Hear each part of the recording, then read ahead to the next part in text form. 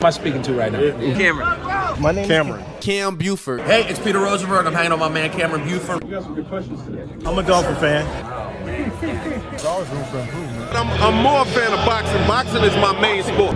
All we want to see every year are the best two mothers getting in the ring and getting on. I got some of this for you. Goodness. For me? Yeah, just for you. Think about it like this: the promoter pays the fighter pays the manager. Okay. So the manager works for the fighter, and the fighter works for the promoter. Okay. So you are lifting weights currently?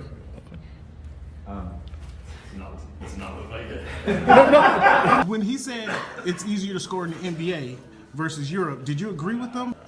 To me, it's easy to score all over the world. Can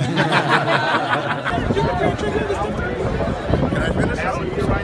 Do you want me to speak or do you want to conduct the interview and answer for me? Which one? What do you think about these type of Aaron, like I was saying before. Aaron, what has the game of baseball taught you? One of the biggest things is being humble.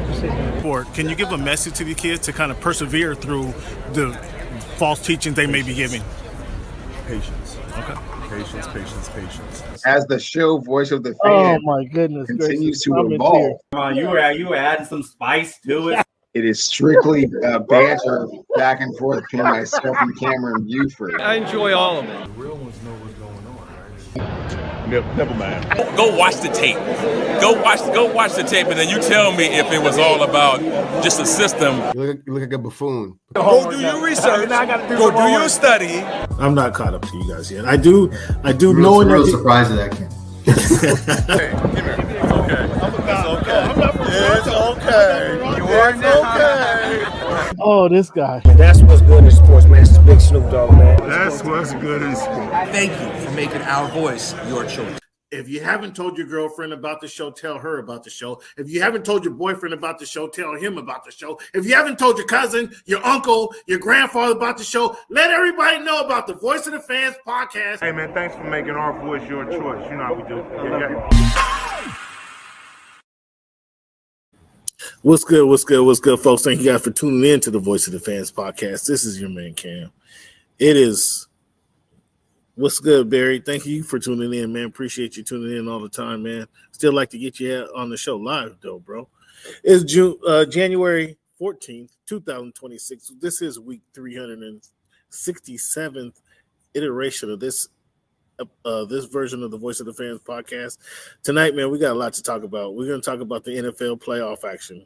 We're going to talk about the NBA. We're going to talk about some significant events in boxing. Obviously, we have this week in history. We're going to get to that we're going to get to that later. Do have a couple quotes I want to end the show with tonight. But it's been a fantastic weekend of football. We got another weekend. Probably the best weekend of football is coming up this weekend, I think. You get the Final Four. You get divisional championship games. I think it's one of the best weekends of football, in my opinion. And we'll see what Mr. Football Talk with Bo has to say about it. How you doing, Bo? How you doing, brother? Mr. Busy Man, Bo, I don't have a list of all the shows that you're on, Bo. So go ahead and let the people know where they can find you throughout the week and every morning that you're on these airwaves. The easiest way to find me is on YouTube at Football-Talk. It would take forever if I told you everything I was on. I was on seven different shows today.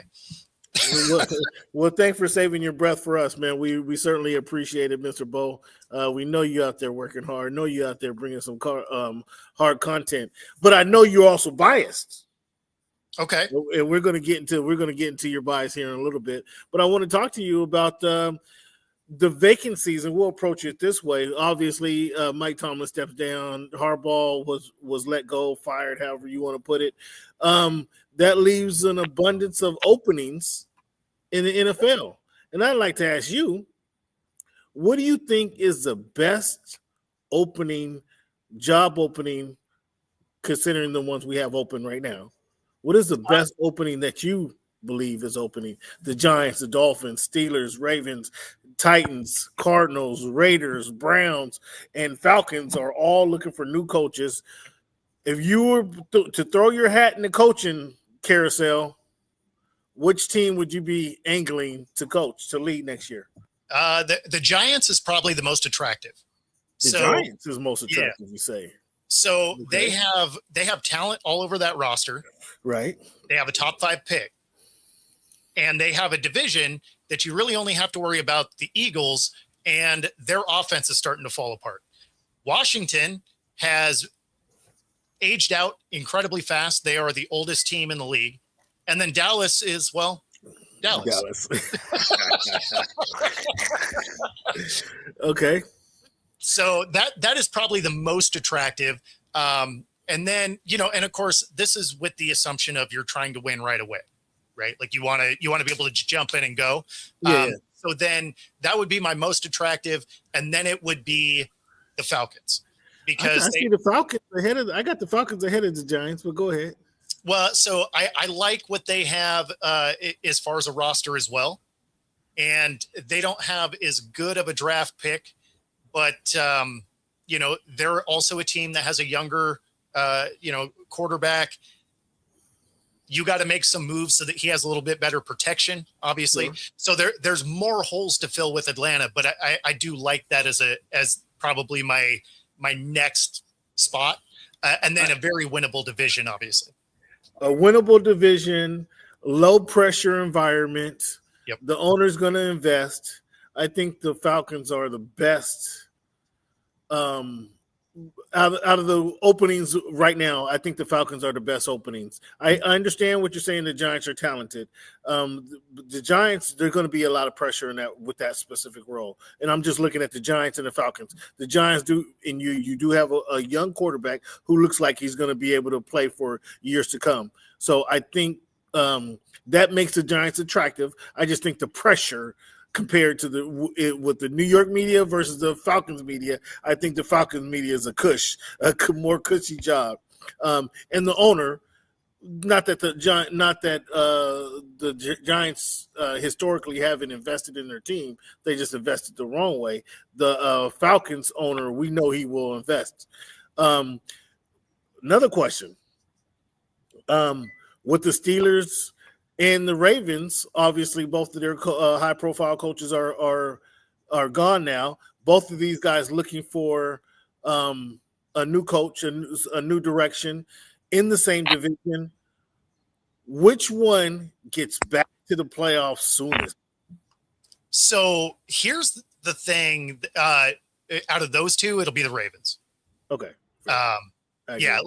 That's not even a fair question, because they have so many pieces of their roster figured out.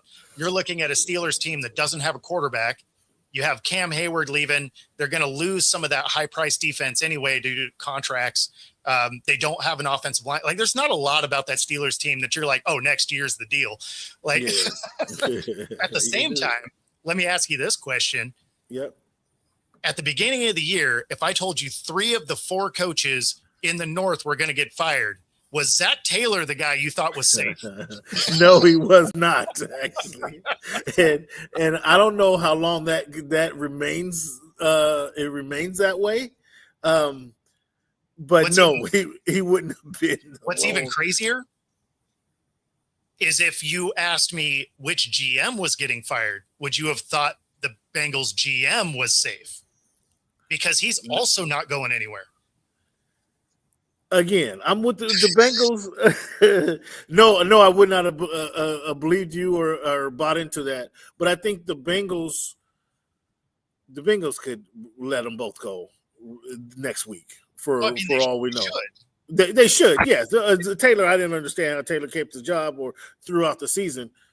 But I think the Bengals, I'm just saying, they're kind of lost in that respect, where I don't know that they're following by anybody's timeline, and they just feel they'll go pick somebody up off the street to coach them or to manage the squad. I'm not really the Bengals. The Bengals is probably a worse run organization right now than the Miami Dolphins. The Miami Dolphins has an owner who invests in the team.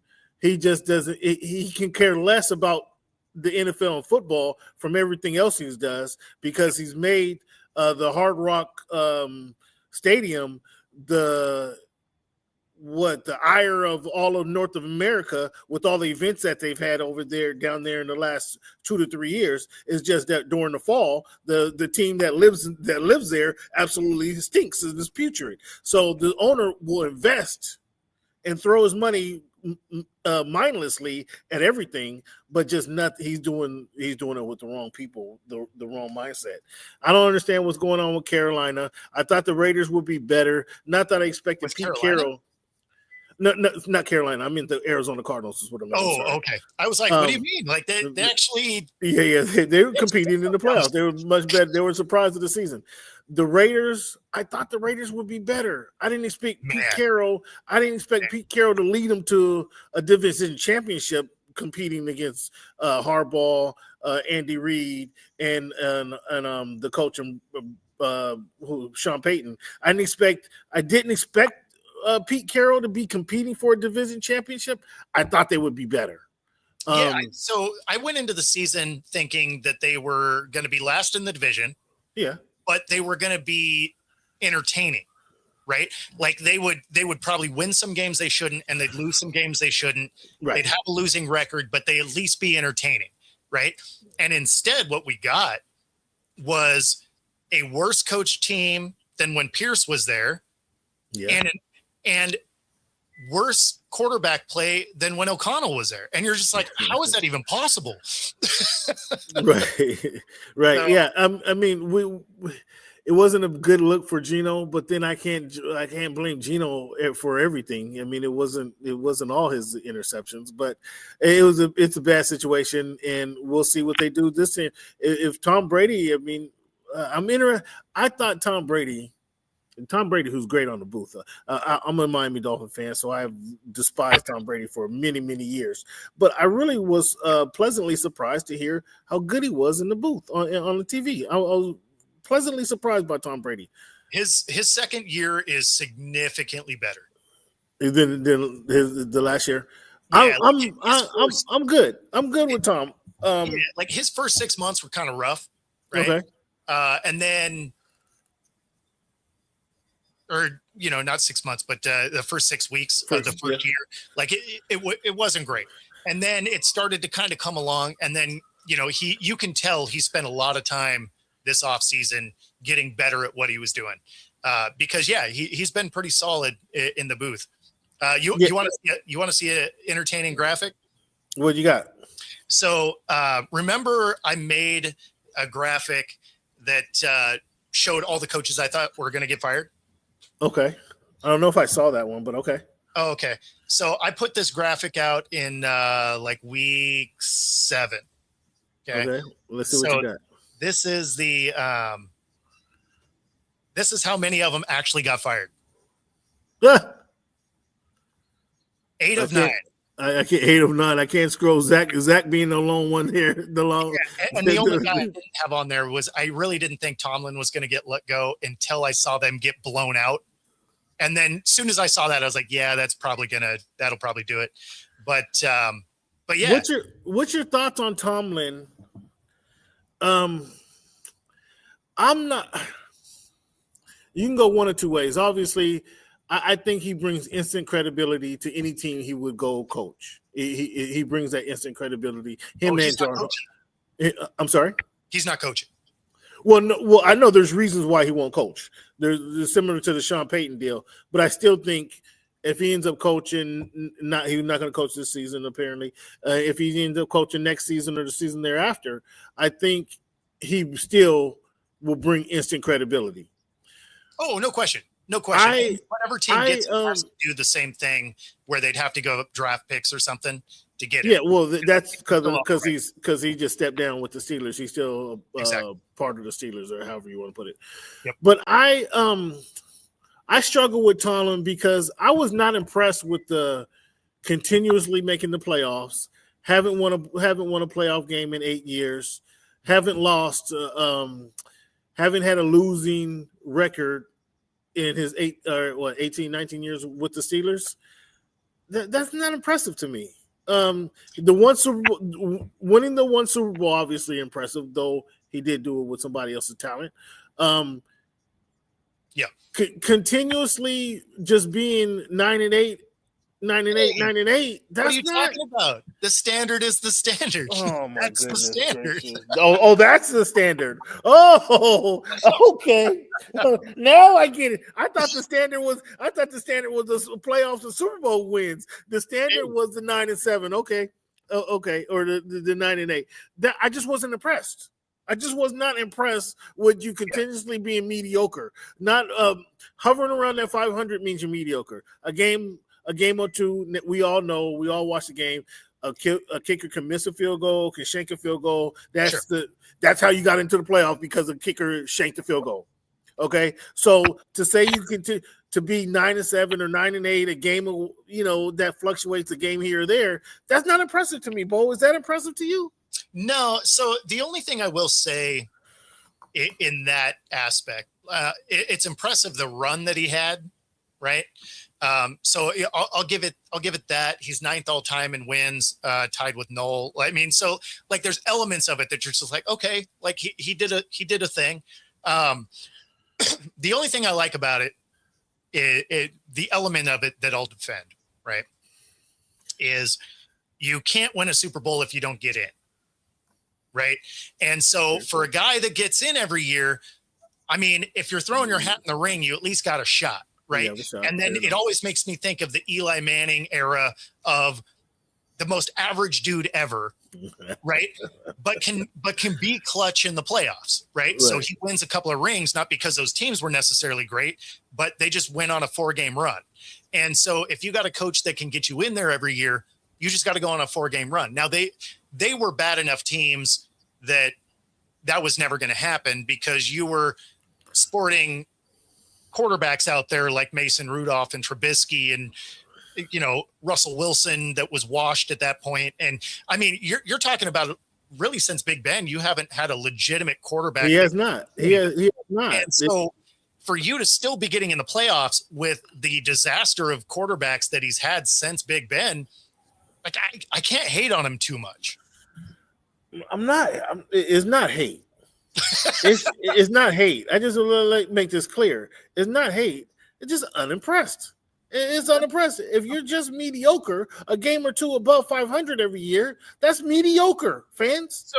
So is that mediocre, or is what Gannon has done with the Cardinals mediocre? No, that sucks. That stinks. that stinks. All right, fair enough. Mediocre. At least, as you mentioned, he's a stone's throw away from getting in the playoffs every year. Yes. I'll give them. You can't say that they're competitive. They are competitive.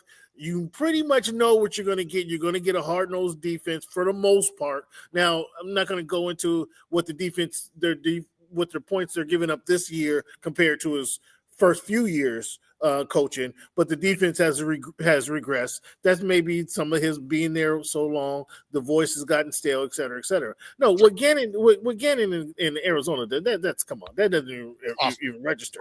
That doesn't even register. I give Tomlin credit. I just thought continuing to bellow out that he's hasn't lost or hasn't had a losing season in his whole career or 18 years of coaching. I mean, a lot of those seasons, he was a game away from not making the playoffs.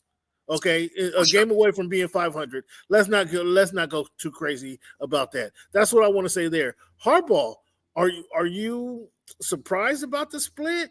Are you Harbaugh?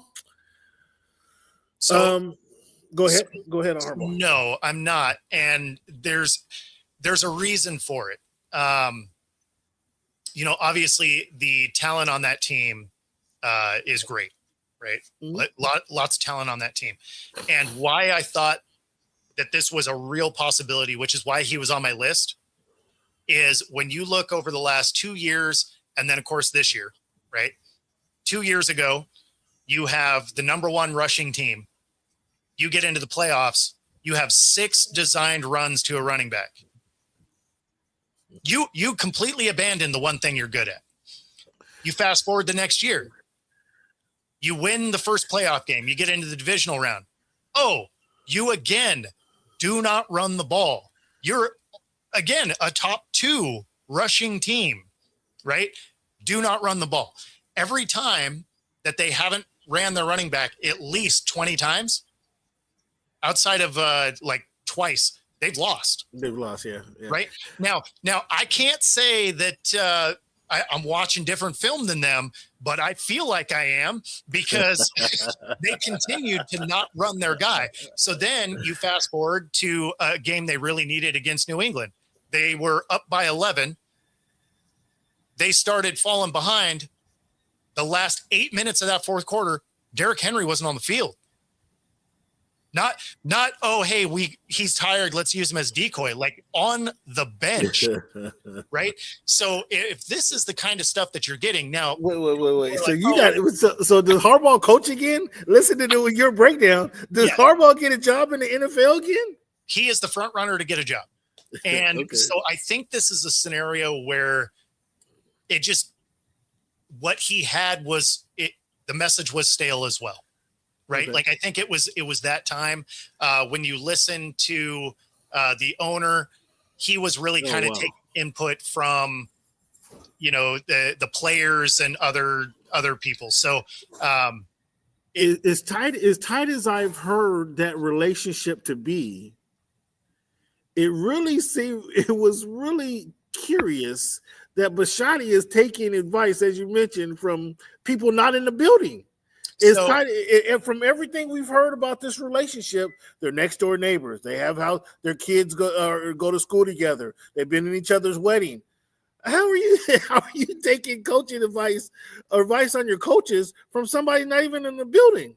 I was surprised to hear that. And he took it from players. Like he's getting input from all over the place. One thing he did say was, in his press conference today, was that he was getting this input and guys like Lamar have a say, but they have no power, right? So you can give me your input, but that's not going to ultimately help me decide what I'm going to do, what I want to do, but I will take all the information. So that is the message he put out in the press conference today. I'll be interested to see. I do believe that the Ravens are a better, more equipped team today to make the playoffs than the Steelers are. I'll be very eager to see how these teams progress over the next 2 to 3 years. Obviously depending on how they bring it. And I thought the Harbaugh going to the Steelers and Tomlin going to the Baltimore Ravens. Some people just come up with some of the stupidest stuff for clickbait. It's the click. I mean, come on, guys. That is some of the most outrageous thinking. So weirdly, they actually asked him. Well, I heard his response, and you saw how he responded, right? He laughed. Oh, is this a serious thing? Yeah. Did he really let go? He's like, yeah. I mean, I guess I guess we will as long as they take John. yeah. He knows that shit ain't happening. That was so. I mean, the good job on a reporter though for asking that question. I give that reporter. They could do something very funny. They could just play musical chairs. So Tomlin could go to the Browns, Stefanski could go to Baltimore, John could go to the Steelers. They wouldn't even have to leave the division. That would be weird. I must say that'd be weird. I know it's happened where a coach has left the team and stayed within the division. I know it's happened. I didn't even bother to look that up. But that would be – that's never going to happen. But yeah. That would be extremely weird. So let's talk about this playoff weekend, wild card weekend. First time we had 4 playoff games decided by 4 or fewer points in a single round. That was impressive. We had some instant classics as well. I had the Houston's beating the Steelers. I thought it would be easier. CJ Stroud made it closer than it needed to be. Man, he was trying to give that game away. CJ, there were some throws in that game that CJ made. Now, coming out of college, I wasn't sure about CJ because I think at Ohio State in crunch time, there were some games that he did not close for Ohio State, and they would have won the championship had he closed those games. Sure. So I was kind of unsure about CJ. coming into the league, CJ, a hell of a rookie year, obviously. Led his team to the playoffs, had some big wins in the playoffs. Had some injuries last year. But watching that game yesterday, so I just say all that, the little background on my CJ, and I wouldn't say I'm not a fawning over CJ. I just thought CJ was an okay quarterback. I wasn't a big fan of him coming out of Ohio State, that for sure. Yeah. That game against the Steelers, not only did he try to give the game away with some, it was an awful game. It was an awful game. But you get the ball slapped and you fumble twice before you throw the interception. I can excuse one of them. I can't excuse them both. It was a bad game all the way around. But he made some tremendous throws in that game as well. There was a 3rd and 9 where he was getting rushed and just kind of flicked the ball, flicked it. He couldn't step into the throw. So he kind of flicked it with his arm, and the ball went 45 yards right on the money to little Christian Kirk, who we hadn't heard from in 16 years. But he had a big game. What's your thoughts on CJ and the Houston Texans? I expected them to beat Pittsburgh. I didn't think Pittsburgh's defense, I didn't think Pittsburgh's offense could keep Aaron Rodgers upright. And therefore, I expected them to just blitz and cause. They only scored 14 points off of Aaron Rodgers' turnovers. I expect him to score 24 points off of Aaron Rodgers' turnovers. So, in a sense, Aaron Rodgers had a good game. What's your thoughts on that Steelers game with the Texans? Yeah, two things can be true, right? Like the Steelers were as bad as they could be. They were bad in every phase of the game. The defense their defense is no joke. Like their defense is top notch when you're talking about the Texans. I don't trust the offense. Right. That's CJ right there. That's the thing. And so that's why I don't necessarily have them winning this week is I don't trust him to be consistent and careful enough. Like your defense can save you in a lot of games, but when you're going to go up against another team that has a pretty good defense and a really disciplined team, you can't give the ball over the way they were. Yeah. Like you'll get burned doing that against a good team. Now, the Steelers didn't really deserve to be in the playoffs, right? They were a lucky missed kick from in Cancun. So, I felt like they were going to get ran over really whoever they would have faced. But if you really watched that offense, it didn't inspire a lot of confidence watching the Texans. That looked like a team that if you face a real defense and a competent offense, you're going to lose. Well, I don't have them beating the New England Patriots this week, but I do. They had Christian Kirk had that has to be his best play. That might be his best game of his career. I know he caught a couple of long touchdown passes with the Cardinals, but that had to be his best complete game of his career.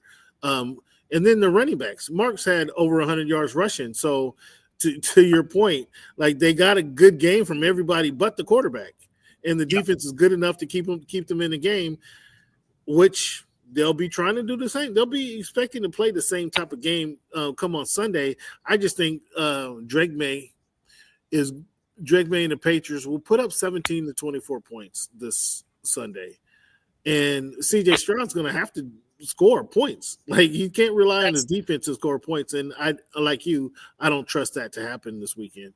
That's the thing is you got to limit the turnovers, the mistakes, right? It's why I didn't have the Jags winning because I was like, at some point Trevor Lawrence can turn back into a pumpkin and then it ultimately was a late game pick. Now it wasn't necessarily his fault. Well, it was a late game pick. Yes. However, they stated, it was a forced ball. It was a forced ball that didn't have to be there. Like they stayed in the game. You're right. Trevor Lawrence ultimately threw the interception, but he also kept him in the game. I don't know. Did you expect him to score 14 points in that fourth quarter? No. He was playing out of his mind. Best year of his career, no question. Yeah. But the whole time, I'm like, okay. As we're getting down towards the end, I'm like, all right, Josh Allen is going to become Superman because he has to, and we've seen him do it a million times.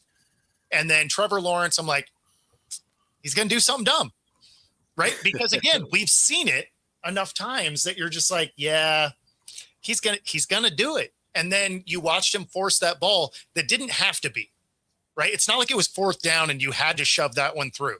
It was, it was a tight window that maybe a better receiver catches. But I mean, at the end of the day, he didn't have to force that ball in. It gets tipped, season over. And it was just like, okay, well, it still ended the way I thought it would. Right. Let's the Bears beat the Packers. Yeah. Are you on? I don't know where you stand on Caleb Williams. I don't know if we really dove into the Caleb Williams topic, but where do you stand on Caleb Williams? And was that did the Packers lose or did the Bears win that game? Yes.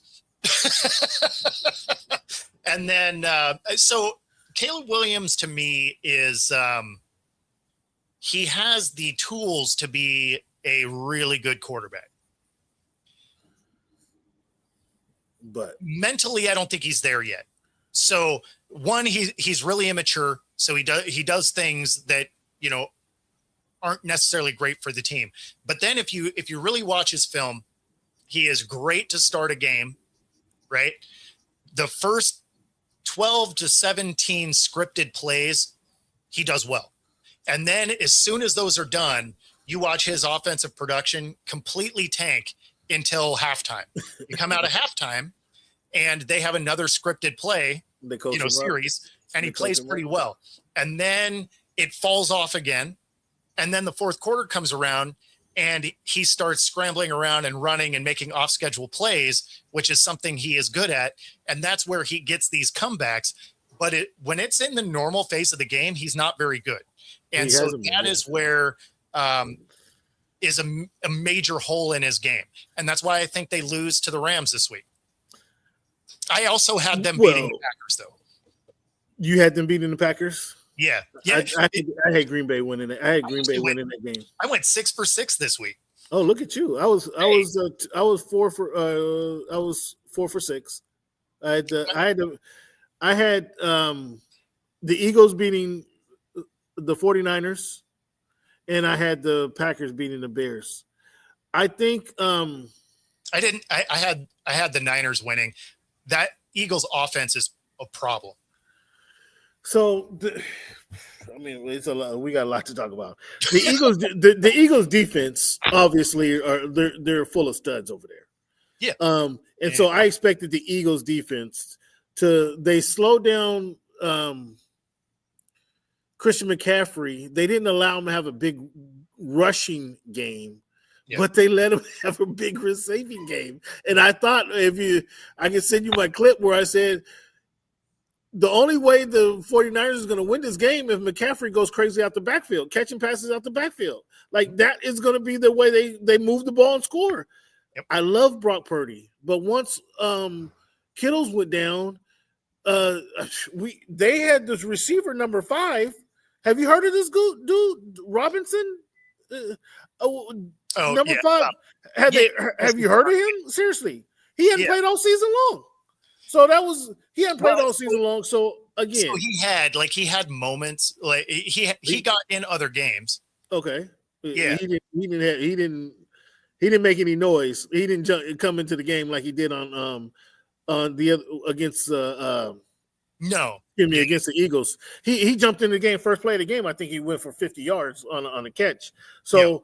But I thought they were the 49ers weapons. They didn't have enough weapons, but the Eagles allowed Christian McCaffrey to catch some passes out the backfield. Obviously, Justin Jennings to throw that touchdown pass. Therefore, they allowed them to stay in the game. And then, as you mentioned, the Eagles can't just flip the switch. They play like they can flip the switch, but they can't just flip the switch. Yep. And I don't know. Obviously, they think it's offensive coordinator. The offense isn't creative enough, which is fair. I think their quarterback is risk averse and doesn't want to make any mistakes, which hinders their offensive growth as well. However, so they're going to have to work through that thing. So I don't think Hurts is a bad. Hurts is not terrible. Hurts just does not want to take any chances whatsoever at all. He will not go to 7-Eleven after 11 o'clock, period, whatsoever, regardless of the weather. It's like, Hurts, you got to take some chances, big dog. This is the NFL. Everything is not going to be perfect for you on a platter. And so I think he has to work through that hurdle. And that's the why good thing is the they're OC Super Bowl champions, though. I mean, that's why the OC got fired, right? Is they just could never get this offense going. The player that was surprising for me for the Niners was Juicy, their fullback. Oh, yeah. Like he had himself a good afternoon as a receiver, which you don't think of fullbacks as receivers very often, but he had 4 catches for almost 50 yards. And that was huge because that all happened after Kittle went down. Again, to my point, I thought they would be lacking weapons and they would be stuck.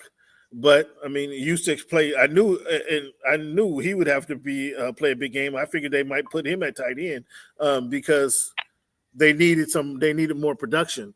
So that's essentially what they did. Purdy, he is great in their system.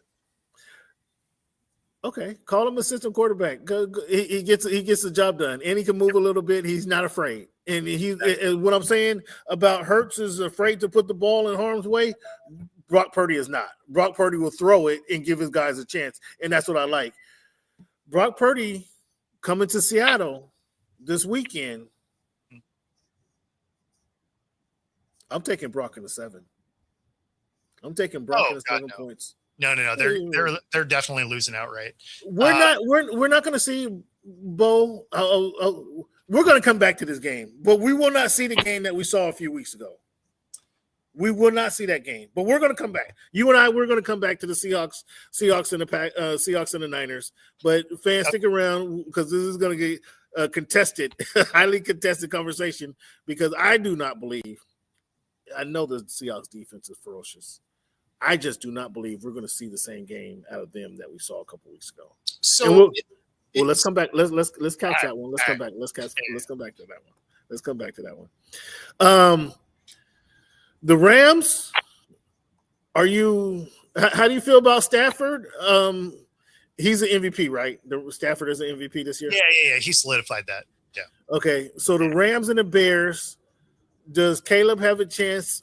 No. Will he come? Will it be close enough for him to come back in the fourth quarter of this game? It'll be close enough. The Rams have had a habit of playing down to competition, but and the Bears find a way to be there late. The problem is although the Rams have the number 1 offense, the thing that doesn't get talked about is they still have a top 10 defense. Yeah. Right. So it's not as good as it was at the start of the season, but yeah. You can't spot the Rams a bunch of points and hope to come back. Oh, no.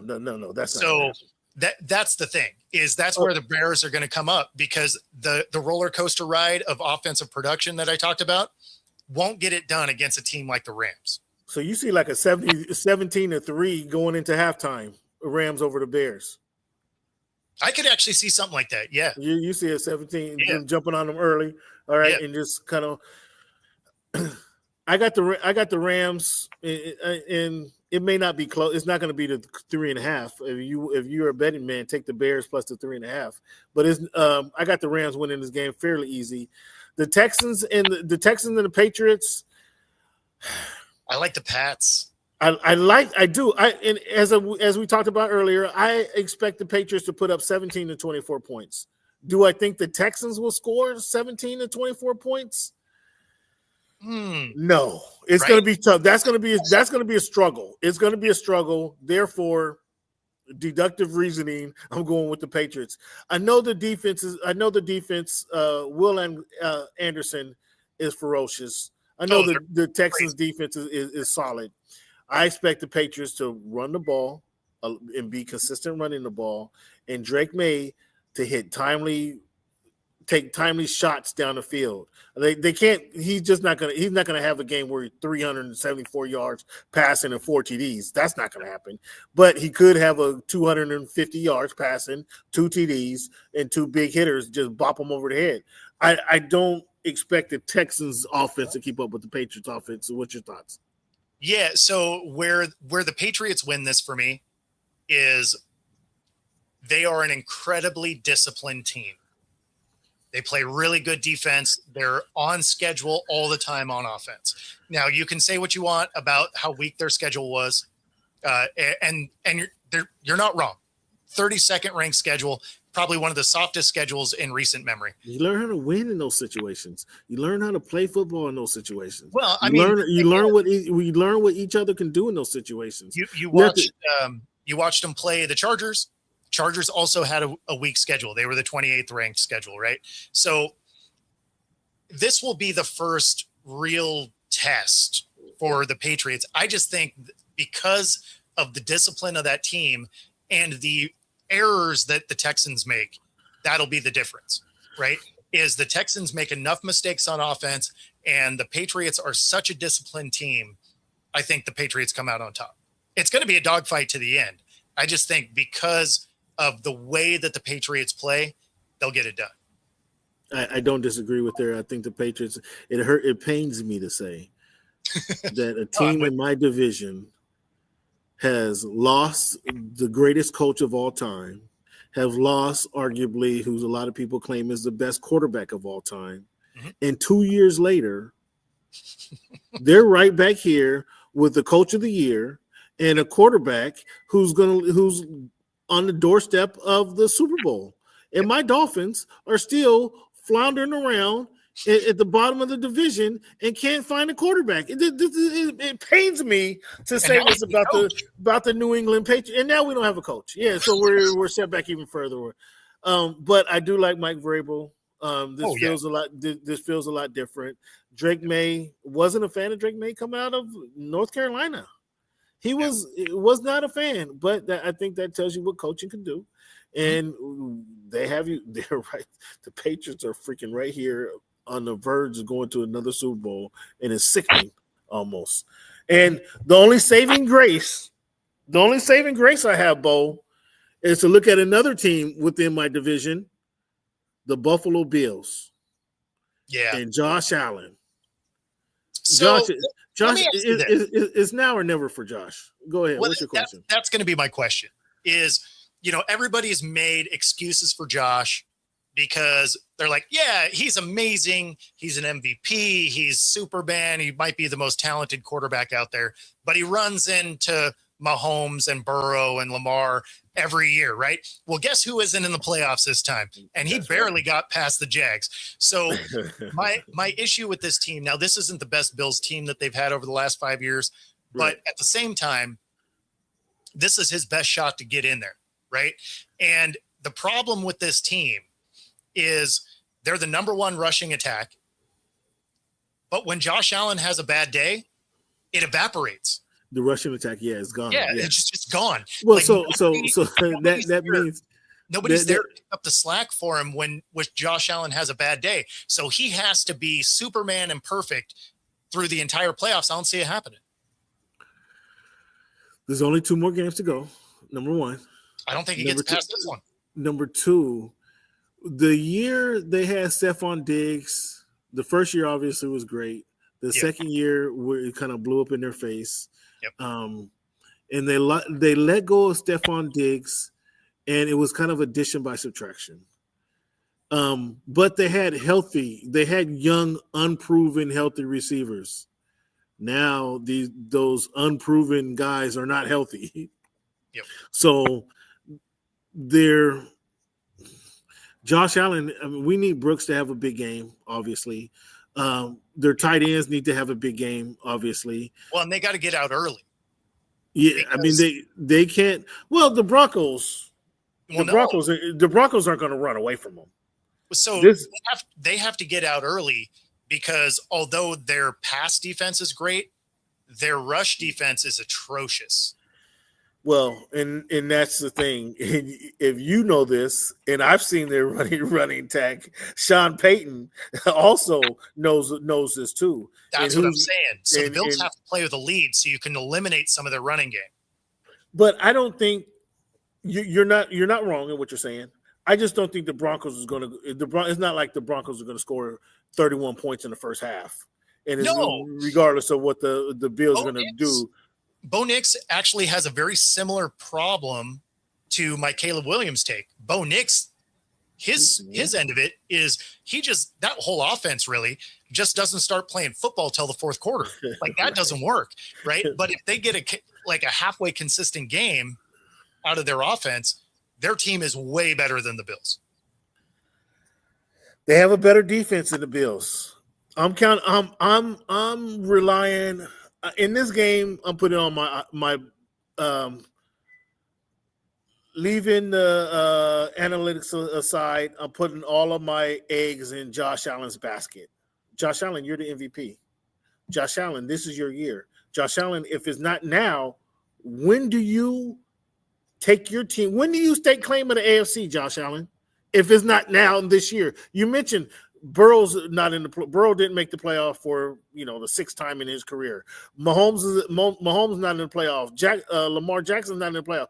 Josh Allen, there's no excuse. You can't get beat by Bo Nix, Josh Allen. We're not going to talk about Bo Nix's defense was much better than yours. That's not going to be part of the conversation, Josh Allen. No, it's going to be a failure of Josh Allen. It's going to be you, buddy. Yeah. You can't lose, Josh Allen. Now you can't lose, Josh Allen. If they do lose, is McDermott fired? I can't say the guy's fired, man. Getting his team to 2 games from the Super Bowl, I can't. I can't say the guy's fired. That doesn't register for me. The Bills, if they didn't make the playoff, we'd have a discussion. The Bills have been a premier team in the NFL for the past few years. If you end up losing this and you've always gotten the pass because of the other guys that are in there and none of them are there and you still don't get out of the second round. It's not a great look. I don't think it's a fireable offense. It's not a great look. I will say that. Well, except he's been on the hot seat already. He was on the hot seat, or offensive coordinator was on the hot seat? The guy's 12-5. What was the Bills' record the last few years? It's been right around here 12-5. Like they're not a perennial loser. How do you say? How is this? It hasn't been a super tough division. No, you trying to throw shots at me now? Come on now. That's not an on purpose stray. You just happen sit your teams in there. No, seriously. I don't think it's a fireable offense for the Bills not to make the playoffs. Man, I think it depends on how they lose. So if they lose a tight one, that conversation becomes about Josh Allen not being able to get it done. If they get blown out of that game, I could see their coach getting fired. Now, I don't think 12-5, 13-4, 11-6, 13-3, 11-6, 13-3, 10-6. Wait, do me a favor. Look at that same stuff for the Ravens. Because you're going to see the same numbers. There's a couple things about the Ravens that you were starting down a path I didn't bring up. The Ravens have had multiple double-digit game collapses. So have the Bills in the last few years. You had Josh Allen 4 picks in a game. Okay, fair enough. The Ravens, Lamar Jackson hasn't played, and I don't blame the coach on this, but apparently there's something going on with the coach and the player. But Lamar Jackson missing games late in the season, like 3 of the last 4 years, whether that's coach or the player, something's not jiving right. And if the player doesn't want to play because of the coach, okay, coach, you're on the outs. So I understand the Ravens making their move more so than the Bills. There might be some issues between the coach and the player if they can't figure out how to stop people. Come on, man. Well, I'm not saying he does get fired. I'm just saying that seat gets real toasty. I would believe he's on a hot seat if they don't win this season. And he just like the Buffalo Bills are going to be after questioning, are you our guy if you don't win when Mahomes, Lamar, and Burrow are gone? Exactly. Like that's there's a lot of pressure on these Bills to win. Yes, I certainly agree with you there. Is it a fireable offense if they do not? Well, and that I can't go that far. I can't go that far. No, I'm with you. I'm just saying that the seat gets real hot. Yeah, that I agree with. That I agree with. Yes, because there's so much pressure for the Bills to be excellent. The Broncos get to play with house money here. The Broncos they're ahead of schedule. Yes, Exactly. they're absolutely ahead of schedule. Yes, They get to play loose and fast because if they lose, everybody's like, "Hey, you know what? You guys balled out this year." But if you win, they don't know they're supposed to lose. And I mean, they got they have the formula: run the ball, stop the run, that wins these types of games. I'm going with Josh Allen though, the two-time MVP. So this one is absolutely a coin flip to me. I'm going with the Broncos at home. If I heard you emphasize that at home. Well, at home, like if this was in Buffalo, I wouldn't take them at all. But you have Josh Allen that has to be Superman. And then you're going to take a defense that isn't good against the run. And then you're going to also put him in the elements of Denver. Mile high. I think this is one where Denver can steal this game. It's a Denver -1.5. So, and that line is right. That line feels exactly right. This seems like it's going to be a last-second field goal kind of for the win, and the field goal isn't the full 3 points. It's the they were down by 2 and they kick it, right? Like that. That's the way that game feels like it'll be. It's going to be a hell of a game. It's going to be great. It's going to be another. As a football fan, it's going to be awesome. The other game, the last game on the docket. Well, I think it's a second game on the docket. Actually, the game 2. I don't know why they do that. I think this was more the Seahawks versus the Niners versus Seahawks is a more enticing game than the Rams versus Bears. It's funny that all the West teams got the primetime games. Yeah, I mean it's a good deal. Yeah, I mean they're good teams. I got Brock Purdy coming to town. I know there's no kind of. It doesn't make sense. They're injured. They don't have. They don't have the weapons. They don't have the weapons that they're accustomed to. Well, Ayuk hasn't played most of the season anyway. Okay, so I forgot he's even on the team. Exactly. So that weapon argument there is they're gonna have Juszczyk, as we talked about. We know they're gonna have McCaffrey. We know they're gonna have Jennings is going to be out there. This number 5 guy, whoever this guy is, if he can duplicate his performance, he's going to give Mike McDonald something to think about over the next couple of nights. I just think, the Seahawks has been playing such a dream season. It's been a dream season for these guys. I mean, are they going to run? Are they going to run the ball for 150 yards again? Are they going to stop Brock Purdy? With 9 3-and-outs that they had a couple of weekends ago? Are they going to do that again? I don't know that you necessarily duplicate that precisely, but because of the lack of weapons, our defensive back end is good, which lets the front get there. And it's not like the front is bad, right? Like the defense is not bad. The defense is stacked, right? That's the strength of the defense. The defense is the front 7, getting to the quarterback, punching, bullying them, punching them around. Well, but I mean, the secondary is all Pro Bowlers.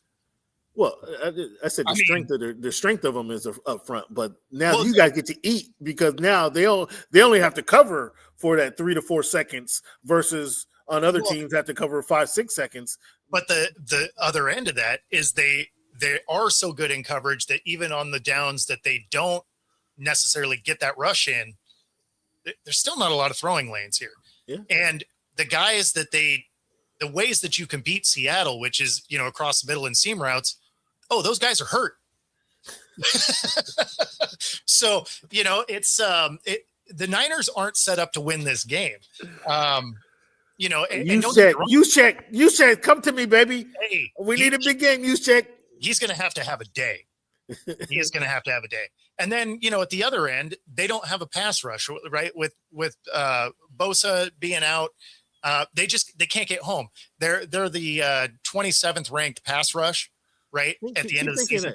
Keep thinking that. Keep that thought. Keep thinking that. And that's what you guys have been. That's what they've been telling your boy Sam all week.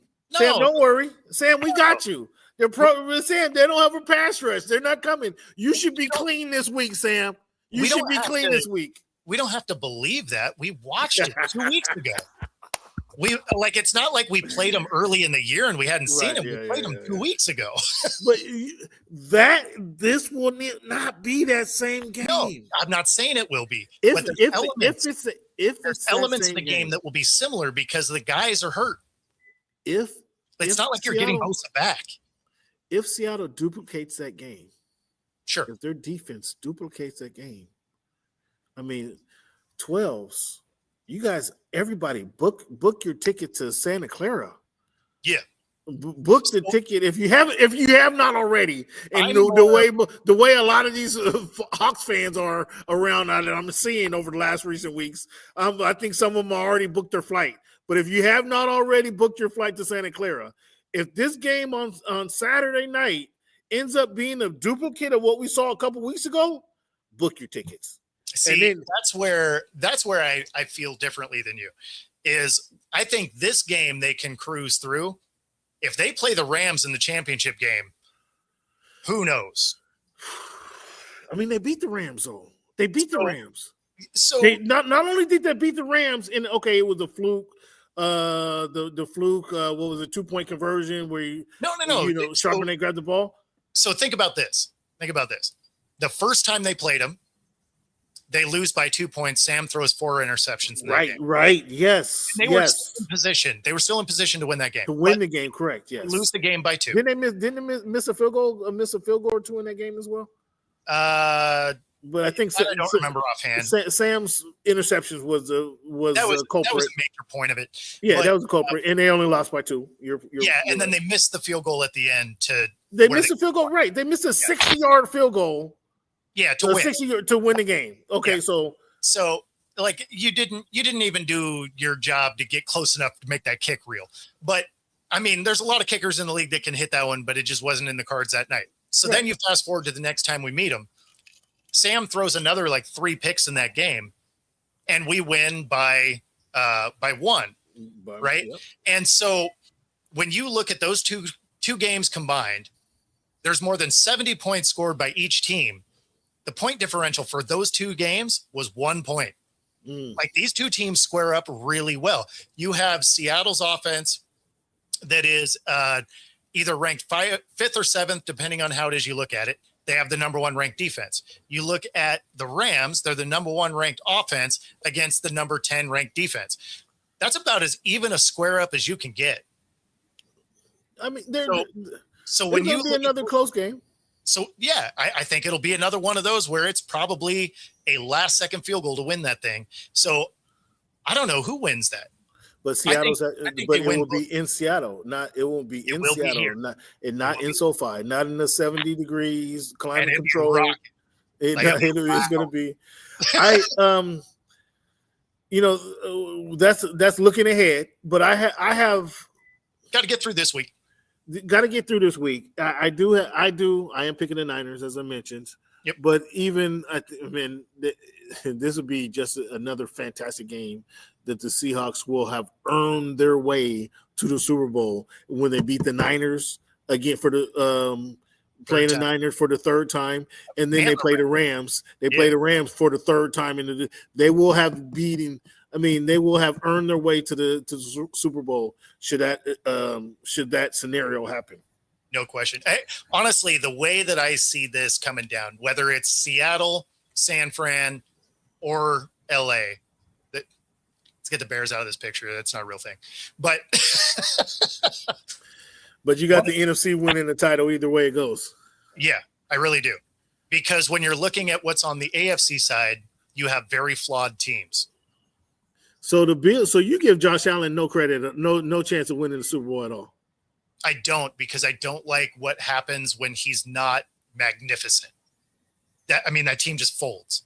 And we haven't seen James Cook be superb in the last few weeks. I don't know what's happened to that running game, but he was great for about 10 weeks of this year. I don't know what happened here recently because he hasn't been as solid. Well, that hasn't been as good, but even in their losses, it's because Josh Allen had an off night and then everything else falls apart. The defense isn't as good. The running game never gets going. And Josh Allen ends up throwing multiple picks. And you're just like, you can't have your whole team just fold anytime Josh Allen's having an off night. Yeah. Not if you actually want to win. Certainly not in the playoffs. He will need some help. Yeah. Who's your league MVP? I have Matt Stafford. He edges out Josh Allen or Drake May for the MVP title. He clears easily. The offensive player of the year. Puka Nacua. Offensive player of the year probably actually goes to Drake May. Drake May, you think? Okay. Because he had a year that I think they want to give him something. Puka could do it. Like, don't get me wrong. It would probably actually go to JSN over Puka though, because he had a better year. But JSN's season kind of fell off. No, he still ended up having the yardage record by a couple hundred yards.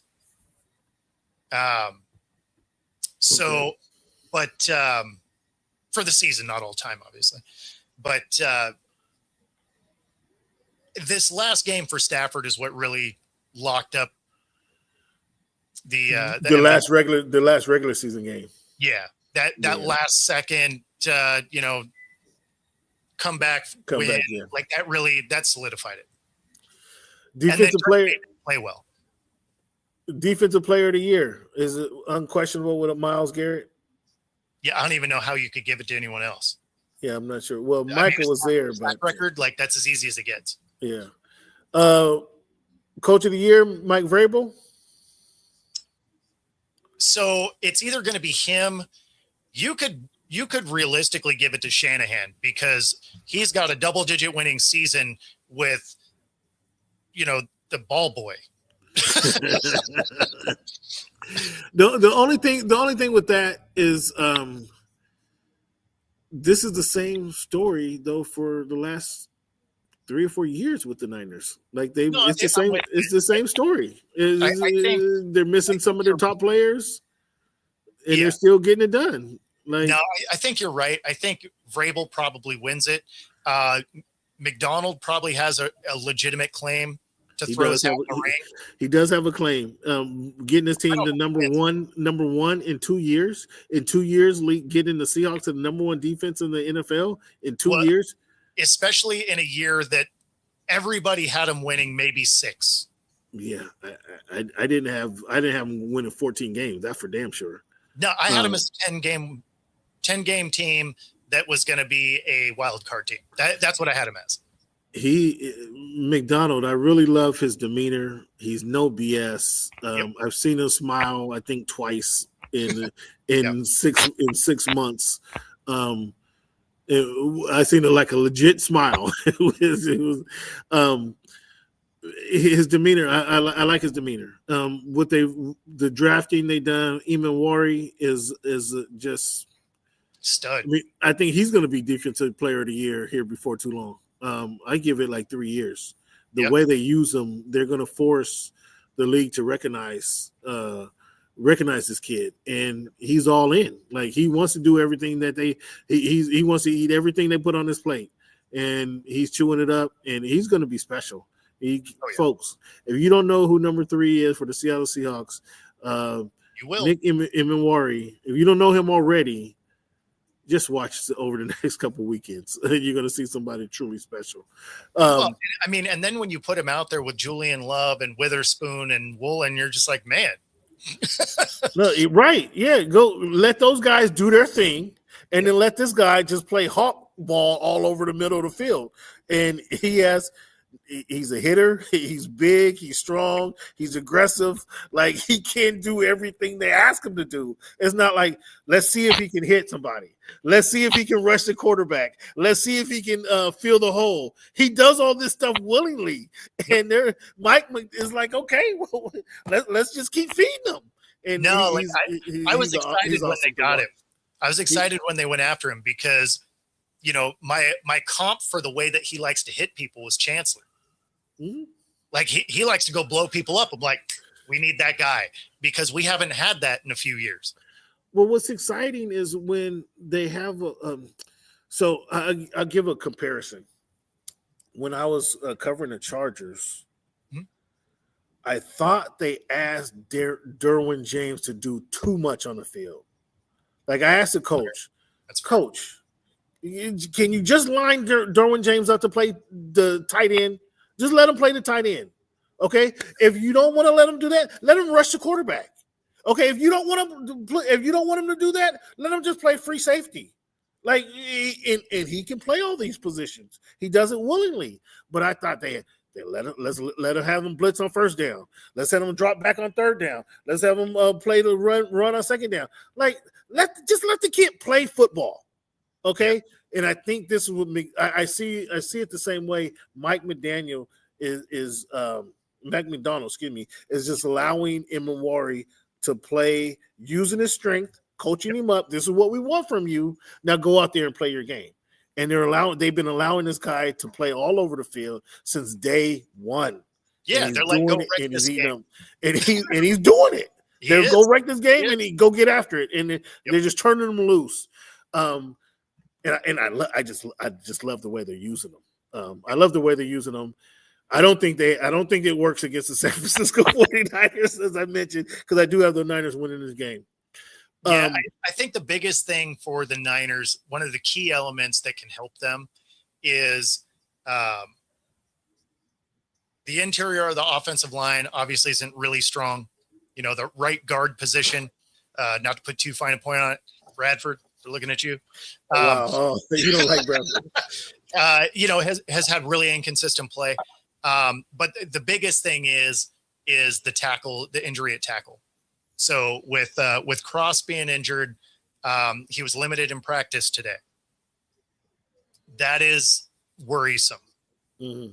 So now the rest of the offensive line, is solid. If we can get Cross back, obviously that's huge. There's no answer for Bradford. He has games where he's looked good, but just again, wildly inconsistent. And when he's off, he is way off. Right. Where are you? Are you doing any watch parties? You have any fun festivities this weekend? What you got going on this weekend? I think I'm just gonna go get some wings. Honestly, I'm thinking I'm gonna hit B-Dubs and watch it like that. Oh wow, that'll be surprising fans if we don't have Bo on the mic somewhere doing a pre and post game recap. That'll be a surprise. So you might be at B-Dubs doing your pre and post game recaps. Yeah, honestly, I think I might. I think I might go enjoy this game as a fan. Okay. So I might hang that analyst hat up for the night and go enjoy this game. Well, before you hang up the analyst hat for the night, let the people know once again where they can find you in all of your shows, through all of your platforms. Yeah, so the easiest place to find me would be on YouTube at Football-Talk, Roku, National Streaming Sports, and of course on ICU Radio 97.3.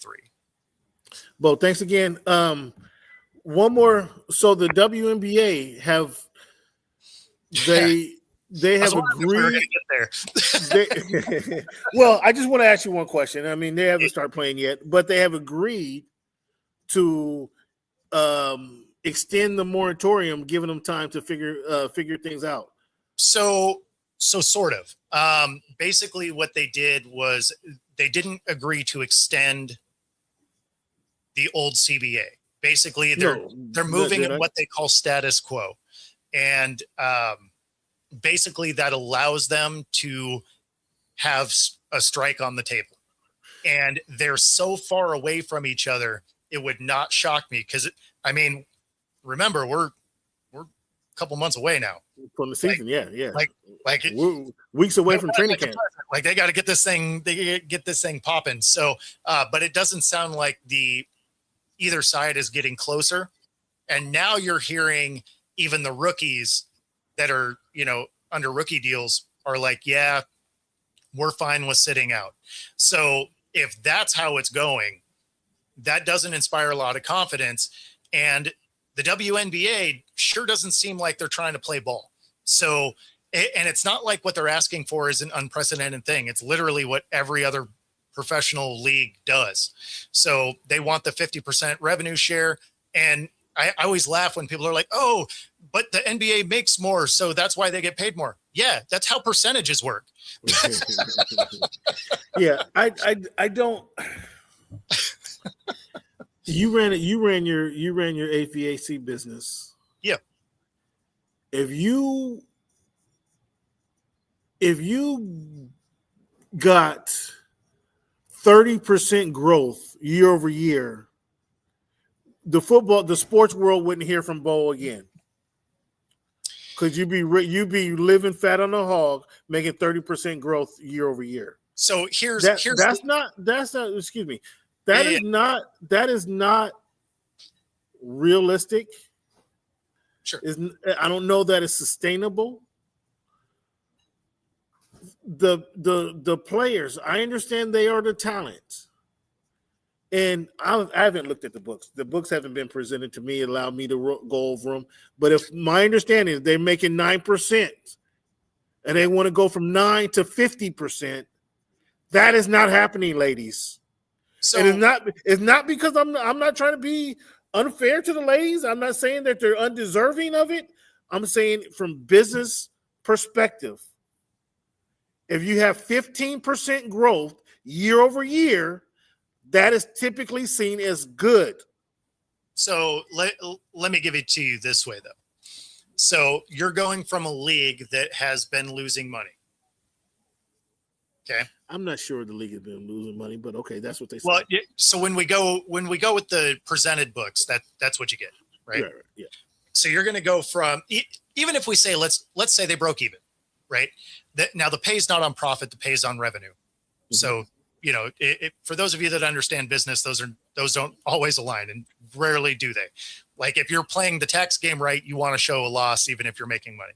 Right. So that being said, say they were breaking even, they're making 9%. You do have a lot of leverage on your side, because if you decide to strike and not play, you put a $2 billion industry in jeopardy. TV deal in jeopardy. Up for jeopardy, right? And so now all of a sudden you're going from 9% of a league that wasn't performing particularly well, and you want 50% of a $200 million a year uptick. Even if you're giving away 50%, that ownership group is still making way more than a 15% jump in money. Right. So this is where that analytic is different, because it's not like with my HVAC company where it's like, yeah, it's a 30% growth, but I mean, that's also 30% more overhead and all of these things. That's a lot of goes with it. Sure. Yeah. Right. Whereas for them, like all the other overhead's the same. The stadiums are the same, like all the rest of it's the same except for the players. So this is just a huge, massive uptick in actual revenue. So yeah, the players would be more, and you're still going to make more than double what you were. The owners you're talking about. The owner, yeah, absolutely. The owners, yeah. But so just I mean, opening doors. It's not really apples to apples there, because the metrics just don't work quite the same.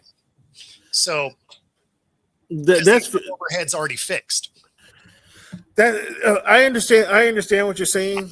I think I get the apprehension. Like I get why the owners aren't going to do it, because they want to Scrooge McDuck it and pull it all together and swim through it. But yeah. And at the same time, I mean, I'm not saying that all this is fair to the ladies. Don't get what I'm saying is twisted.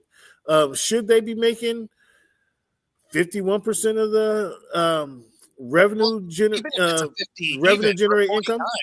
If you're right there, even if it's 50 even or 49, whatever, like if you're right there, if you're closer, yeah, because what they're talking about is like 15 to maybe 20%. That's what I'm telling you. That's what anybody in business is going to say that. They're not. That's not the precedent, though. What's the precedent? Is 50%. There a precedent? Yeah. No, that's not. It's not. You don't go from 9 to 50. This is the whole point I'm trying to say. You don't go from 9 to 50. That is the precedent. That is where it went when the NBA started making money. The NBA lost money until the 80s. Sir, how many games did the WNBA play a season? They pay 45. But again, we're talking about a percentage, not a dollar figure.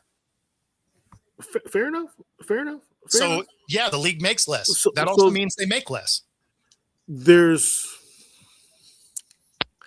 I don't think we're going to keep going round and round. I don't think the ladies, and I'm not saying this because I think they're undeserving. I'm saying this because my understanding of business doesn't see them getting what equates to a 400% I don't think they do growth in revenue percentages. I don't think they can complete the deal unless they are really about actually striking and destroying a $2.2 billion deal. Because if they do that, the owners clearly don't want to do that. But what's to say? The owners will have to move their direction if they're put to destroy a $2.2 billion deal, because the owners are still the ones that are going to make the most money out of that. Were you where were you when the NFL went on strike in 87? Yeah, I mean, I was a kid, right? The NFL went on strike. So here's what happened. But yeah, I was a kid. Here's what happened. The NFL says we're not increasing salaries. We're not doing it. And so they locked the players out. Yep. Oh, I remember. They had scabs. Once they said it went on for 1 week, they locked the players out. Yep.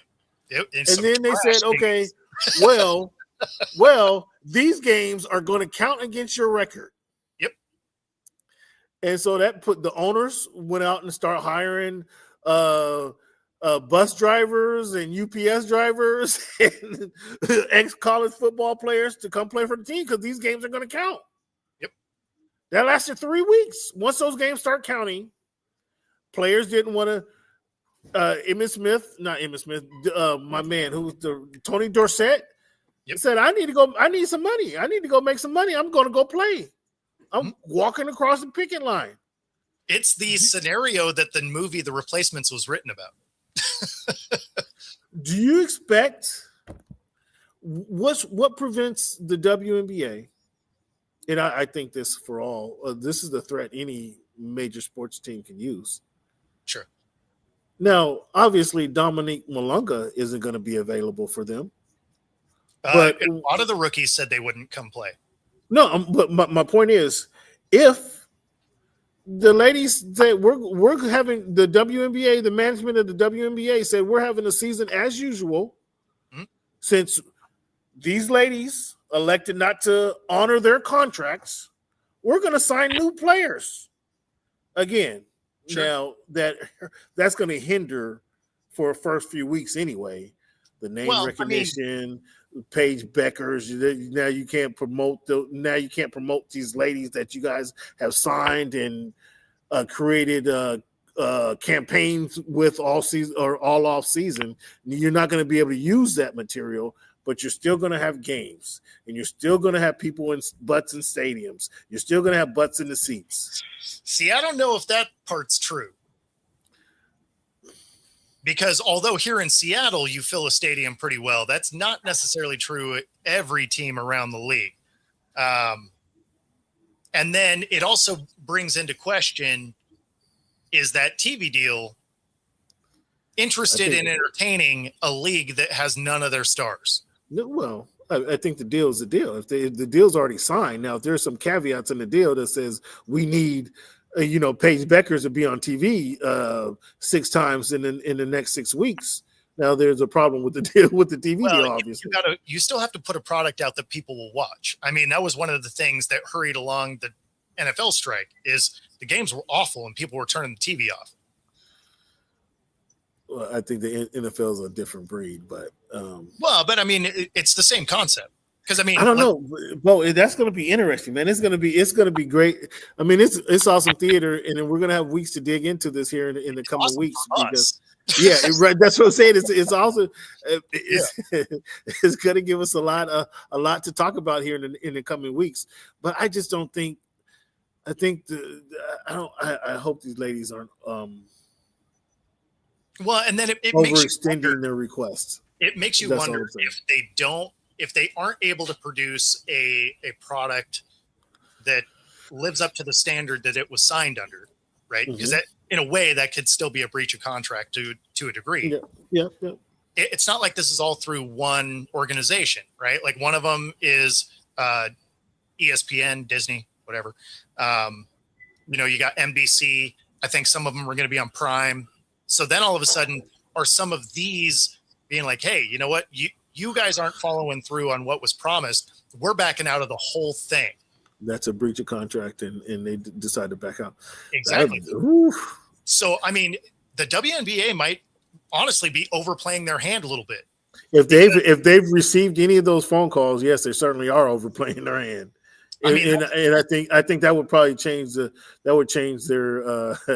attitude pretty quickly if they receive those calls. Well, and then when you look at it from the ladies, their end of it, you have Unrivaled. You have these other leagues that are starting up that already pay more than what they're making in the WNBA anyway. Right. And the WNBA, one of the things that really hurt them is it sounded like the verbiage in the last offer basically said you can't play in any other league. Right. So now that's preposterous. Not only are you not going to give us the money we want, you're going to make it so we can't make more money outside of this. Like, get out of here. Yeah. That I heard that too. If that language is accurate, now they're trying to do the ladies a disservice. Now they're trying to say we can't make any money outside of what we make in the W. Get out. And you're never signing that. Yeah. Then get out of here. That's like saying you can't make. I work for Football Talk with Bo, and now I can't go make any money off the Voice of the Fans podcast. Get exactly. Out. Come on, cut it out. No, I don't think that's going to go. And then that probably would turn public sentiment against the owners. I think if they actually had something like that, proposed something like that. I think. So I mean that's been talked about in major media. So it sounds like that is a real thing. And I think that's why they're as far away as they are, because not only is the money not there, but now you're trying to make it so we can't make up the rest of it either. Like, get out of here with that. Yeah. That's trying to strong arm. Who do you think you are, Donald Trump? Well, you're trying to strong arm the people that have the leverage right now. The talent and the talent. The talent has the leverage in this scenario because you're looking at the first time the WNBA truly gets national media and money. Like, you can't. With the play like that, that's overplaying your hand. WNBA. That's overextending your hand for sure. Most definitely. Do I think they actually get the 50%? Probably not. But if they get somewhere close to 40 and they still have the option to go play other places, I could see them signing that deal. But if they are at the 15% and you can't play anywhere else, they're getting the middle finger the whole way. Right. Yeah. In that respect, I'm all for the ladies. Do your thing, ladies. Go find another, start up another league that starts right when the WNBA does. And they're smart enough and wise enough to do it. We have to give them credit. Like that threat coming from the men in the NBA, that's a completely veiled false threat. But the ladies actually can get it done because they've shown it that they can start these other leagues. That is how that percentage became a thing in the NBA. No, not the percentage argument. Not the percentage argument. Oh, yeah. The argument because the men would go start your other league. Well, they have the resources to do it, but do they have the wits and the stick to itiveness to do it? I don't think so. Well, yeah. The women have already proven that they do. They have by starting another league, by starting the Unrivals. They've proven that they have. The cojones and the stones aren't the right term. What do women? What do women have? When you say that, what do women have? I will say they have more stones than the men's do. So, but you follow what I'm saying? No, so 100%. They have already proven that they can go ahead and take this and make another market where the men, they would argue a much hire more lawyers, et cetera, et cetera, et cetera. But the men also don't actually want to play. Yeah, that's a whole nother conversation as well. I mean, that's a whole nother thing. I think the NBA, just while we're on it, I think the NBA need to go from their 18-year-old. They need 2 years out of college. Instead of taking one and done, you need to be graduated. You need to be 2 years. Your high school class need to be 2 years out of college for you to get drafted in the NBA. It's unconstitutional, that I know. However, I don't even care about the one and done. I just hate all of this. Like, oh, I'm not going to play back-to-backs, and the NBA had to make rules that made you play at least 65 games to even get awards. And I mean, if you're making $40 million a year, you better be able to figure out how to show up and play the game. Enough said. What are we talking about? Enough said. They have harder jobs for way less money that show up every single day of their lives. Every single day. I mean, you can't figure out how to play 2 games in 2 days. It's not like it's back-to-back, one game and then the next. It's not a doubleheader in baseball. We're talking you played on Tuesday and Wednesday. Oh, oh, you had to fly first class from LA to Sacramento and play. Come get out here. I'm with you. I'm with you. Nobody feels bad for that. Come on. I'm with you. We got some big games this weekend, man. Thank you for tuning in, Bo. One more time, let the people know where they can find you, Bo. Yeah. So my YouTube channel, easiest place to find me, at Football-Talk, and of course Roku TV and ICU 97.3 Radio. Check out our daily show every day, 7 a.m. Pacific. Make that hard on a 7 a.m., man. That's a 7 a.m. start time. Is tough for a working man like myself. Yeah, it's funny. There are people that listen like in their car on their way. But our show's coast to coast, right? So my co-host is in Philly, and so we're all across the time zones here. Get a little taste of everything, huh? Yeah. So our panel generally for that show is here in Seattle, Philly, Wisconsin, and Houston. Okay. Yeah. So you got the nation covered there. Yeah. Well, thank you for getting on here and adding some coverage. We got some more WNBA talk that I didn't think we were going to get to, but I appreciate your time, bro. Appreciate your knowledge. The next hockey game you're going to, I think I'm going. The 23rd should be the next home game for them. Okay, I think I'm going the 25th or 26th. That's a Friday, 23rd. I'm that Friday, Sunday. I think I am. Yeah, I'd have to look. I don't have it right in front of me, but the next 3, I'm at all 3 of them. Okay, big deal. Good deal. And I'll see you soon, man. Thank you for your time once again. Yes, Shout out to Bo. Give him a round of applause. Thank you for tuning in. Thanks for having me out, man. We'll talk soon, man. As always, Bo, I love it. We'll talk soon. Later, bro. Bye. That was my man, Bo. Football Talk with Bo. You can find him doing it. Man, Bo does a lot. He's on TV. He's on these airwaves on YouTube every day. Good way to go, Bo. Fans, let's talk some hoop now. Anthony Davis, street clothes, out another 6 weeks minimum with the ligament damage in his hand. I think he was looking at surgery to put him out longer, if I'm not mistaken. The NBA this week has Berlin game 2026 set for January 15th. The Orlando Magic will play the Memphis Grizzlies, the first regular season NBA game to be played in Germany, in Berlin. as they want to continue their global expansion. That's going to be interesting to check out. The NBA also announces their Rising Star coaches. Are you guys interested in the Rising Stars game? I think this is actually one of the better, highly contested games in the NBA because the young guys are excited to get to the All-Star game, and they don't know. They haven't been what's the word I'm looking for? They haven't been impacted by the veterans who clearly don't have any interest in playing in the All-Star game. The young guys in the Rising Stars event, the freshmen and sophomores, are eager to play, are eager to get down and play. So that makes it a really contested game, fun and highly contested game. I would give a shout out to LeBron, guys. LeBron James, although the Lakers are 5-5 in their last 10 games, LeBron has maintained his average of 27-7-7, although it's less impactful since his birthday, since December 31. He's been balling, though it's just not as impactful. So the Lakers again continue to lose. They're looking at some speculation of what they're going to do at the trade deadline. They're not going to trade LeBron, but what do they do? Do they go after Ja? Do they trade Reeves and bring in somebody? Because they're going to have to pay Reeves pretty soon. It's going to be interesting to see.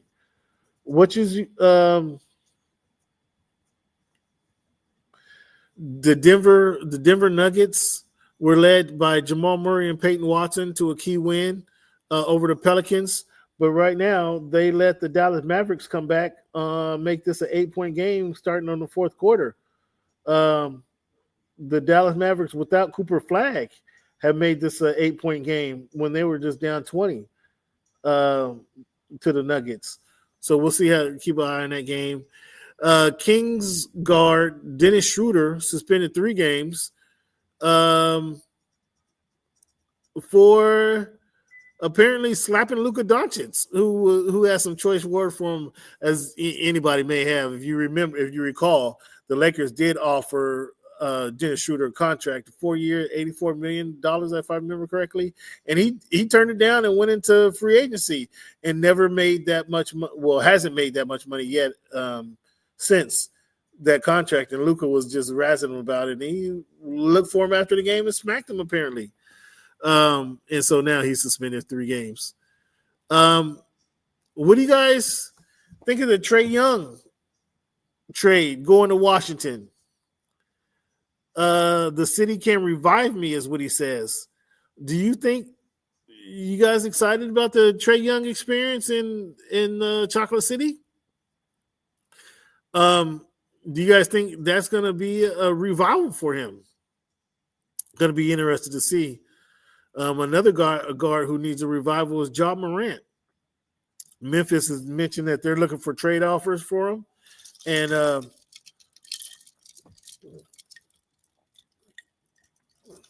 this will be one of the biggest trades. Ja Morant, just 2 years ago, was the face of the league. Before his incidents off the court and on the Ja Morant was the face of the league.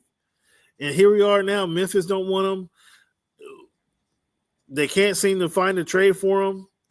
Where does he go? Do you send Ja to Charlotte for LaMelo Ball? Who says no to that one? Do the Rockets, Timberwolves, Milwaukee Bucks, Atlanta Hawks, or Miami Heat kick the tires on Ja? I know this is crazy to say. I just gave you 5 teams that could use a talent like Ja Morant, but will they do it? Do the Rockets want to be bothered with Ja? I think that'd be a good place because they have strong coaching and an opportunity to win. Maybe that'll get him get his mind right. Do the Timberwolves, you pair him with Anthony Edwards? I mean, Anthony Edwards, great dude and all. What does that duo do? Does that duo? Do you guys are you confident in the duo Anthony Edwards and Ja Morant? Are they going to be mature enough on the court to do anything? What about the Milwaukee Bucks? If you trade in the Milwaukee Bucks with Giannis, can the combination of Ja and Giannis do anything? The combination of Damian Lillard and Giannis didn't do much. We all agree that Lillard was probably past his prime, but does the combination of Ja Morant and Giannis Antetokounmpo do anything for you? What if you went to the Hawks? What if you went to the Heat? What would be the better fit? I'm still thinking, as I just talk it out, still think the Rockets are the best fit because they have Ime Udoka, the strong head coach, who can hopefully talk to him and keep him in line. And then they have players. They have he would be taking moments away from Reed Shepherd.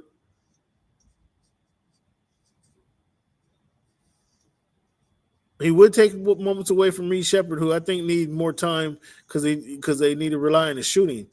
But I think the Rockets might be the best fit because of the coaching and the opportunity to win may wake him up. What do you guys think? And don't look now. Don't look now. But the hottest team in the league is 8-2 in their last 10 games. It is not the Thunder. There's only one team other than the Thunder has been this hot. That's the Los Angeles Clippers for those who truly want to know. Los Angeles Clippers, only the Thunder has been hotter. So as the Clippers keep going, look like the Nuggets is going to maintain their lead here. But as the Clippers keep growing, you got to watch out. All you guys talking junk, better watch out. Fans, want to give a shout out to the guys at the Great American Casino. They got great happy hour specials, number one. They got great happy hour specials and drink specials. So the Great American, making the Great American Casino the place to go. They do show the football games on the weekends. Obviously the season's ending, but they got all the football games here during the season. They got the NBA games on during the weekend as well. So you got happy hour Monday through Friday. Saturday and Sunday they got drink specials at the Great American Casino. Come on down, 14040 Interurban Avenue South in Tukwila, Washington, 98168. That's 14040 Interurban Avenue South, Tukwila, Washington, 98168. The Great American Casino, find time to get your butt down here. Let them know that Cam sent you.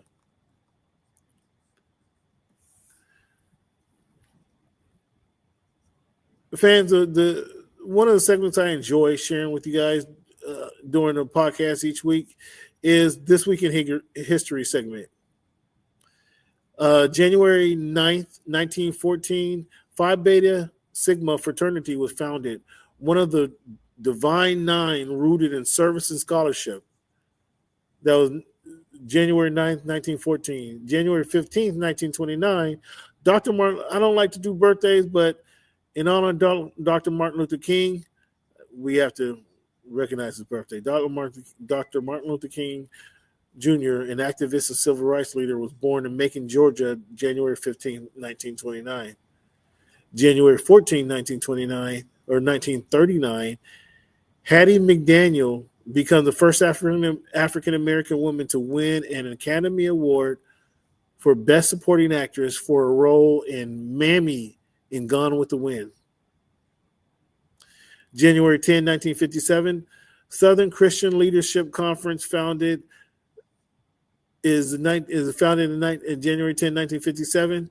Dr. Martin Luther King is its first president. January 13, 1966, R.C. Reaver became the first black cabinet member as he was appointed Secretary of Housing and Urban Development by President Lyndon B. Johnson. January 14, 1972, President Johnson appoints Thurgood Marshall as the first African American to the Supreme Court of the United States. January 13, 1990, Lawrence Douglas Wilder is inaugurated as the first African American to be elected as governor of a U.S. state, and that state was Virginia.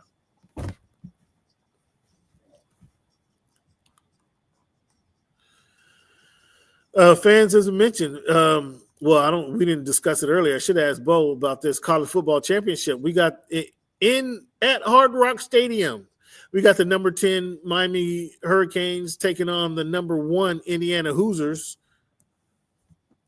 This game is on Monday, I believe it is, at Hard Rock Stadium in Miami. Does Miami pull off the upset? The number 1 team against the number 10 team against the number 1 team. Does Miami pull up the upset? Well, they're playing in Miami, so I think they got a pretty good shot at it. In boxing news, fans, Tank Davis was arrested in, speaking of Miami, Tank Davis was arrested in Miami. The Miami police issued a warrant for his arrest connected to an October incident.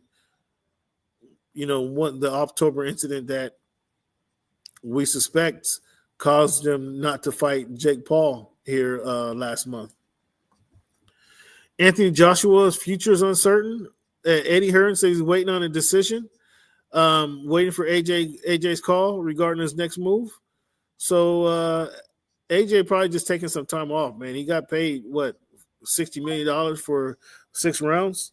So he's probably chilling out. Tyson Fury mentioned he's retiring. He listed Deontay Wilder as the hardest puncher he's faced. Obviously, they had the memorable trilogy, Deontay Wilder and Tyson Fury. David Morrell declares 2026 his year.